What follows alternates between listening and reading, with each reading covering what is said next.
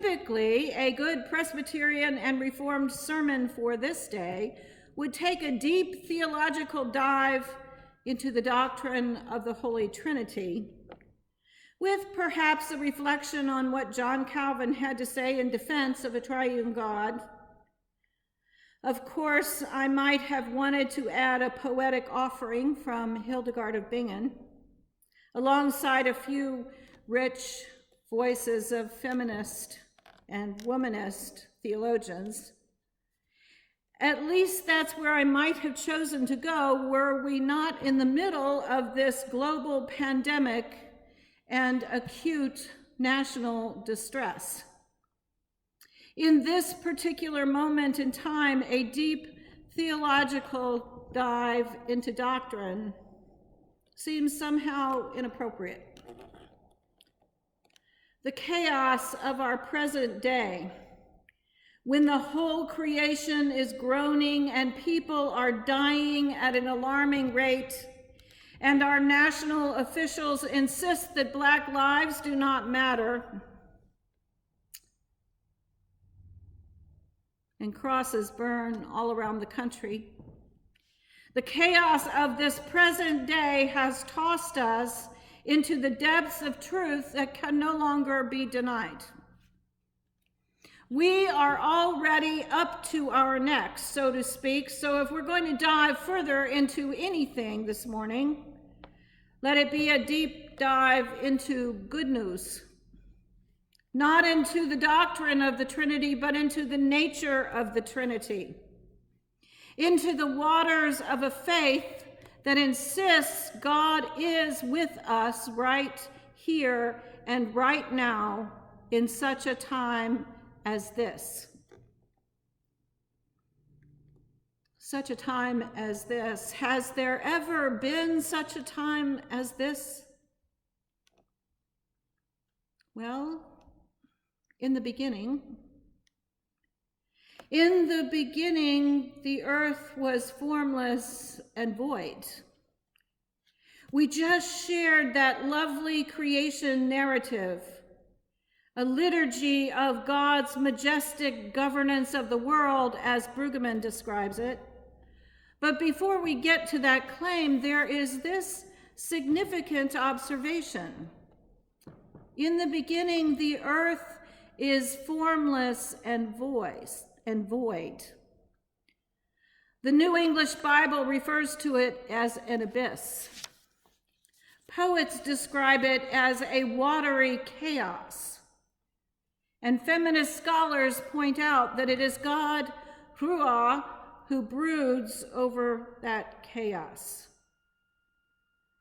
In the beginning, perhaps there was such a time as this, a disordered, disconnected, dismembered world. In the beginning, it's a messy scene. In the beginning is such a time as this. The world was a mess, and Ruach, the Spirit of God, brooded over the chaos. I love that word, brooded. It's a word that resonates very deeply for me. Mothers and fathers brood over their children. My daughter broods over her beautiful, beloved, adopted, black-skinned daughter, who insists she must join her friends in protest in St. Louis. Those who love an alcoholic or an addict lost deep in the disease know how to brood. Neighbors brood over those who are unjustly oppressed.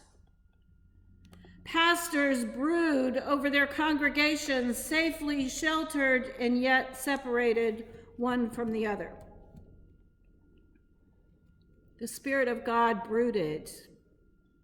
And in the narrative, if you listen closely, you can hear the rhythm of a heart beating. You can hear the rhythm of redeeming grace, and you can hear the words spoken, "Let there be light." Let there be day and night and sun and moon, and let the waters flow down. And let the sky be filled with clouds and the land appear. And let there be green growing grass and vegetables and fruits. And let the stars shine and the birds fly and the fish swim and the animals roam free. Yes, and even let the snakes slither. And let there be earth creatures to love one another. All the way through the narrative, you hear God's intent in the refrain, and it was good. The Spirit brooded, the Creator created, and the Word was spoken, and it was all very, very good. There was such a time as this. And then there was a vision of goodness, followed by hard work. It took time and energy and the power of love breathing into the world, speaking a new word that had never been spoken before, naming the beloved, created in God's own image, shaping a new possibility, shalom. We made in God's own image, each and every one of us in all of our beautiful selves and colors, reside together now in such a time as this, with the one who breathes and creates and redeems right here in the midst of us. Friends, in such a time as this, we are facing endless possibilities for goodness. Can you imagine? Dare we even envision shalom?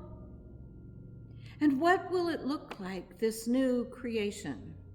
What will it sound like?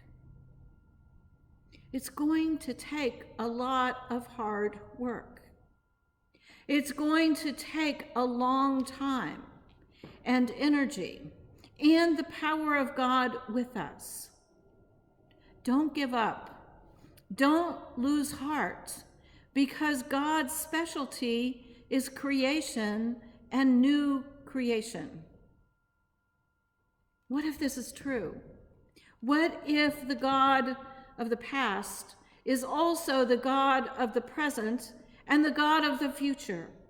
What if the same God who entrusted the first of humanity to care for and nurture and steward the world empowers the needs of the world with all of humanity together today? I know, where in the world do we begin? Where in the world do we begin as we face the disorder and the discord of our day? Walter Brueggemann refers to the creation story in Genesis 1 as a liturgical expression. He suggests that Israel's doxology asserts that every aspect of the cosmos is derived from, dependent upon, and obligated to the rule of the Creator God. That suggests to me that we begin by affirming the one to whom we belong and whom we are dependent upon. We confess our need for God. This past week, Dr. William Barber, national leader of the Poor People's Campaign, pronounced that this is a time when our democracy is trying to breathe. And he called for a national day of fasting and focus for Monday, June the 8th, with a communal call to silence at 5 p.m. for 8 minutes and 46 seconds. When I read this announcement, I found myself wondering, what if? What if we answered his call? What if on Monday morning we began the day with this virtual prayer? When I cannot find the way, and when I will not, when solitude is my only offering, and silence takes up lodging in my soul, when anger is my invocation and breathing my benediction. O God, three in one God, God with us, hear my prayer.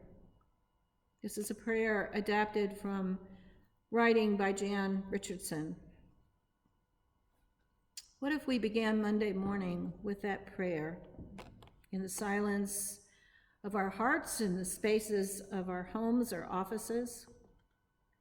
What if we observed a fast together on Monday as an act of solidarity? And then what if we committed to observe 8 minutes and 46 seconds of silence at 5 o'clock on Monday evening? What if? The Spirit of God is brooding over us and over all the created order. The question is, will we hear the rhythm of redeeming grace? Amen and amen.